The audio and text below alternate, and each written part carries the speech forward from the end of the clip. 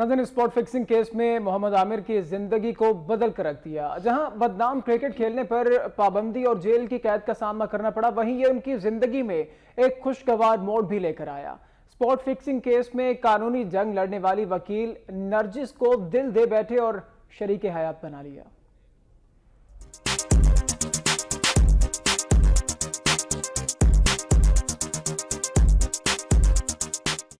Fixing scandal के बाद मोहम्मद आमिर को बरतानिया में 6 माह की कैद सुनाई गई, जबकि क्रिकेट खेलने पर 5 साल की पाबंदी भी लगा दी गई। इस दौरान मोहम्मद आमिर ने कानूनी जंग लड़ने के लिए वकला की खिदमत भी हासिल की। इसी दौरान फास्ट बॉलर की मुलाकात पाकिस्तानी नैयाद बरतानवी शहरी नरजिस से हुई और जेल में ही मुलाकातों के दौरान मोहम्मद आमिर नरजिस की जुल्फों के असीर हो गए।